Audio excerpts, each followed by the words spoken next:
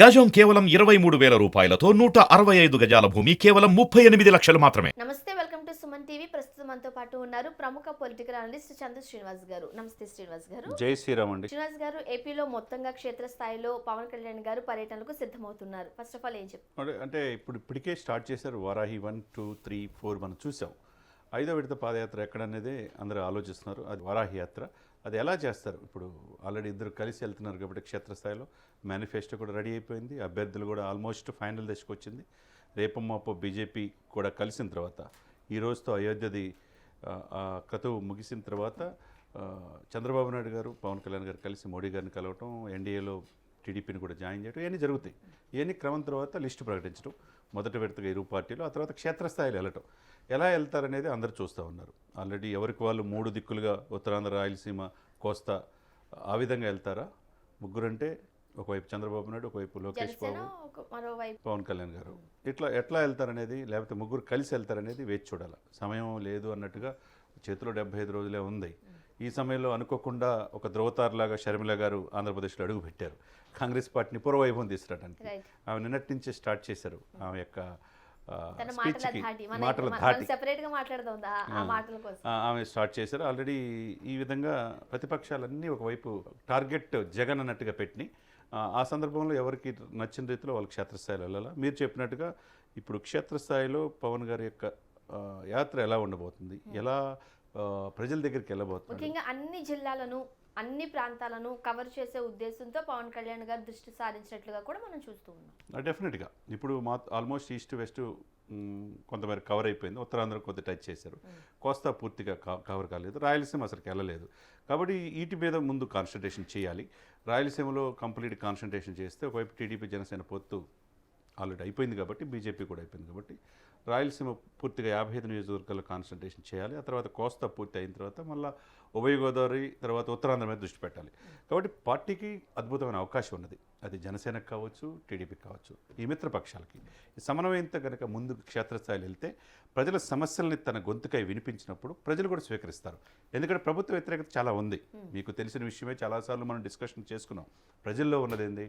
రాజధాని రాష్ట్రం ఏదైనా ఉందంటే ఆంధ్రప్రదేశ్ అంటున్నారు.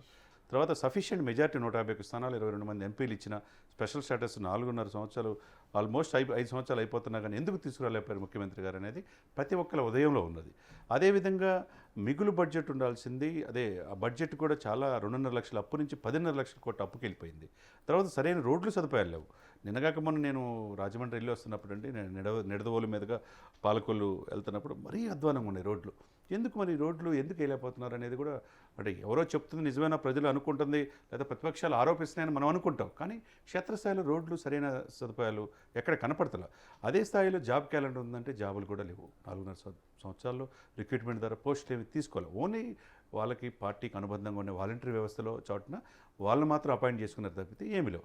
దీంతో తీర ప్రాంతం ఎక్కువ ఉండి కూడా పరిశ్రమలు రాలేకుండా పోతున్నాయి. ఇవన్నీ పారామీటర్స్ రీత్యా ప్రభుత్వ వ్యతిరేకత చాలా తీవ్రంగా ఉన్నది. అది ఏ విధంగా అయితే కవర్ చేసుకుంటాడు. ఇక్కడ ఎమ్మెల్యేలు మారుస్తున్నారు, ఎంపీలు మారుస్తున్నారు. చాలామంది స్వయంగా ఎంపీలే వదిలిపెట్టి పార్టీ వెళ్ళిపోతున్నారు. సీనియర్ నాయకులు కొనతల రామకృష్ణ గారు రేపో మాపో నేను జనసేన జాయిన్ అవుతున్నాను, వైసీపీ వదిలిపెట్టి. బాలశౌరి గారు ఆల్రెడీ కలిశారు. ఆయన కూడా ఒక ముహూర్తం చూసుకొని, ఆయన ఎంపీ, ప్రజెంట్ ఎంపీలే మారుతున్నారంటే, సీనియర్ నాయకులే మారుతున్నారంటే, ఇటువంటి వ్యక్తులే వెళ్తున్నప్పుడు మిగతా వాళ్ళు ఎంతమంది ఉంటారు? వీళ్ళల్లో కాంగ్రెస్ పార్టీ, మీరు రఘువీరారెడ్డి గారు కూడా పిలిపించారు. ఈ పార్టీ నుంచి వైసీపీకి వెళ్ళారు. ఆయన ఏది చేయలేడు, స్పెషల్ స్టేటస్ తీసుకురాలేడు, రాజధాని తీసుకురాలేడు. మీరు రాండి అని ఆహ్వానం పలికారు. కాబట్టి ఇప్పుడు ఎంతమంది ఉంటారనేది ఒక ప్రశ్న. ముఖ్యంగా పవన్ కళ్యాణ్ గారు మొదటి నుంచి ఏదైతే వైఎస్ఆర్సీపీకి సంబంధించి వ్యతిరేక ఓటు ఉందో దాన్ని ఎట్టి పరిస్థితుల్లోనూ చీరనివ్వకుండా ఉండడానికి తన వంతు ప్రయత్నం చేస్తానని చెబుతూనే ఉన్నారు. కానీ ఇక్కడ మనం చూసినట్లయితే ఉన్నది చాలా తక్కువ టైం, 75 రోజులు ఉంది ఓవరాల్గా మనం చూసినట్లయితే. బట్ బీజేపీ ఎంతవరకు కలుస్తుందని టీడీపీ శ్రేణులు అంటూ ఉన్నప్పటికీ ఎంతవరకు అనేది ఒక క్వశ్చన్ మార్క్గా కూర్చుంది. సో అక్కడ ఒక క్లారిటీ లేదు. అండ్ మేము పొత్తులో ఉన్నాము, పొత్తులో భాగంగా సీట్లకు సంబంధించిన సర్దుబాటుకి సంబంధించి క్లారిటీ వచ్చింది అని అంటున్నారు, కానీ ఇంకా క్లారిటీ లేదు. సో ఇవన్నీ కూడా అంటే వైఎస్ఆర్సీపీకి వ్యతిరేకంగా ఉండే విధంగా ఇవన్నీ ఉన్నాయని మనం అనుకోవచ్చా? లేకపోతే వీళ్ళల్లో మధ్య ఉండే ఈ చిన్న చిన్న ఇష్యూస్ కూడా ప్రజలు దగ్గర నుండి చూస్తున్నారు కదా, ఏం చెప్తారు? అంటే ఈ అన్నిటికీ సమాధానం 2-3 రోజుల్లో వస్తుంది. మీరు అనుకున్నట్టు మీ ఆలోచనలు కావచ్చు, ప్రజల్లో ఉన్న ఆలోచనలు కావచ్చు, ఎందుకు మొదటి నుంచి ఎన్డీఏతోనే బీజేపీతోనే ఉన్న అన్న పవన్ కళ్యాణ్ గారు ఎందుకు ఇంతవరకు టీడీపీ వీళ్ళు ముగ్గురు కలవలేదనేది ఒక ఆలోచన, సగటు మనిషిలో ప్రశ్న.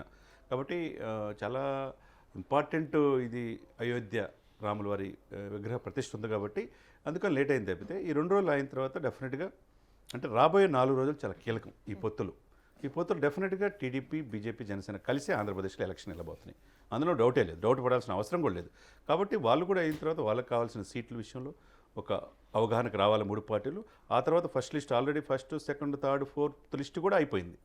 జగన్మోహన్ రెడ్డి గారి ఆయన మారుస్తున్నాడు, ఎక్కడెక్కడ గెలవకపోతే నిర్దాక్షిణ్యంగా పదవి తీసేస్తున్నాడు. కాబట్టి ఆ తీసేసే అసమ్మతివాదులు కాంగ్రెస్ వైపు దృష్టి పెడతారా, టీడీపీ వైపు పెడతారా, జనసేన వైపు పెడతారా అనేది మన కీలకం కదా. ఇదే సమయంలో వచ్చిన అవకాశాన్ని అందిపుచ్చుకోవాలి ఈ ప్రధాన ప్రతిపక్షాలకు కూడా. కాబట్టి ఇవన్నీ కూడా వ్యతిరేకతని ఇప్పుడు మీరు అన్నట్టు క్షేత్రస్థాయిలో పవన్ కళ్యాణ్ గారు కనుక యాత్ర స్టార్ట్ చేస్తే డెఫినెట్గా మార్పు. ఉభయ గోదావరి జిల్లాలో ఏ విధంగా అయితే పార్టీకి చాలా బూస్ట్ వచ్చిందో అదేవిధంగా ఉత్తరాంధ్రలో విపరీతమైన ఫాలోయింగ్ పవన్ కళ్యాణ్కి ఉంది, జనసేన కేడర్కి ఉన్నది. ఇప్పుడు కోస్తా జిల్లాల్లో టీడీపీతో కలిసేదలికి వీళ్ళిద్దరు పొత్తు చాలా బాగుంది. అదేవిధంగా రాయలసీమలో కూడా ఆయన యాత్ర స్టార్ట్ చేసిన తర్వాత రాయలసీమలో కూడా మరింత ముందుకు వచ్చే అవకాశం ఉంది. క్షేత్రస్థాయిలో ఏం చేయాలంటే ఈలోపే ముఖ్యంగా పార్టీలు మనం ఎప్పుడు చెప్పుకునేది ఒకటే, చాలామంది లెటర్లు రాసినా చాలామంది క్షేత్రస్థాయిలో కోరుకుంటుంది ఏంటంటే మా పవన్ కళ్యాణ్ గారు ముఖ్యమంత్రి కావాలని చిరకాల కోరిక అనేది ఉంది ప్రజల్లో. దానికి రెక్టిఫై చేయాల్సిన బాధ్యత చంద్రబాబు నాయుడు గారికి ఉంది. కాకపోతే ఇప్పటి వరకు టీడీపీకి కొన్ని సంకేతాలు అందినట్లుగా కూడా మనం చూస్తూ ఉన్నాం, రైట్? మీరు అన్నట్టుగా ఖచ్చితంగా పవన్ కళ్యాణ్ గారిని ఒక ముఖ్యమంత్రి హోదాలో చూడాలని అభిమానులు కావచ్చు, ఫ్యాన్స్ వీళ్ళందరూ చూస్తున్నారు. దానికి టీడీపీ తలొగ్గిన సీట్ల సర్దుబాటుకు సంబంధించి మాత్రము కాస్త స్టబర్న్గా ఉండడానికి టీడీపీ చూస్తున్నట్టుగా కూడా వార్తలు ఉన్నాయి. మరి అక్కడేమన్నా క్లారిటీ వచ్చే అవకాశం ఉందంటే? అన్ని రకాల ప్రశ్నలు ఎక్కడ ఉంటాయంటే సరైన గౌరవప్రదమైన సీట్లు ఇచ్చినప్పుడు ఒక 50 సీట్లు తగ్గకుండా ఇవ్వాలని చెప్పి జోగి గారు లాంటి వాళ్ళు అడుగుతున్నారు. అది 40-50 మధ్య కనుక ఓకే అయితే గౌరవప్రదంగా ఓటు పోవాలి, డెఫినెట్గా అవుతుంది. అంటే సూచన గారు అంతవరకు తగ్గుతారని అనుకుంటున్నారు. ఎందుకంటే ప్రజల్లో వ్యతిరేకత కూడా ఆయన చూస్తున్నాడు, గమనిస్తున్నాడు. వైఎస్ఆర్సీపీకి వ్యతిరేకంగా ప్రజలు ఉన్నారనే విషయం మనం పక్కన పెడితే టీడీపీకి అంత వ్యతిరేకత లేదు, రైట్? సో ఇప్పుడు టీడీపీకి జనసేన కలిపి వెళ్తున్నప్పుడు టీడీపీకి అంత వ్యతిరేకత లేదు అని కూడా టీడీపీ వాళ్ళు చెబుతున్న నేపథ్యంలో వాళ్ళు తగ్గాల్సిన పరిస్థితి ఎందుకు వచ్చిందంటారు? ఇక్కడ ఏమవుతుందంటే టీడీపీకి వ్యతిరేకత లేదని మీరు భావిస్తున్నారా, ప్రజలు అనుకుంటున్నారా? ప్రజలు అనుకుంటున్నారని మీరు చెప్తున్నారు.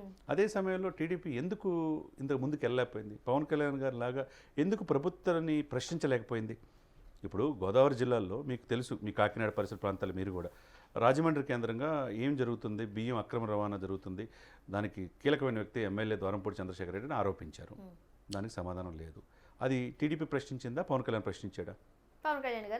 పోలవరం పూర్తి కాలేదని ముందు చేసింది ఎవరు? ఆయనే. తర్వాత ఈ యొక్క జేఆర్ఈ కుంభకోణం కావచ్చు, లేకపోతే బైజూస్ కుంభకోణం కావచ్చు, లేకపోతే పిల్లలకి మిడ్ డే మీల్ విషయంలో కావచ్చు, ఎవరు ప్రశ్నిస్తారో? పవన్ ప్రశ్నించారా, ఈయన ప్రశ్నించారా? ఎక్కడ చూసే మద్యం కుంభకోణం 30,000 కోట్ల రూపాయలు దీంట్లో ఎలక్షన్ కోసం పెట్టారని చెప్పేసి ఎవరు ప్రశ్నించారు?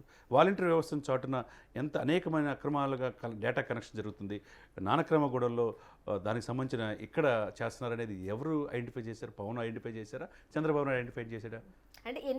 ఈ తెలియవా?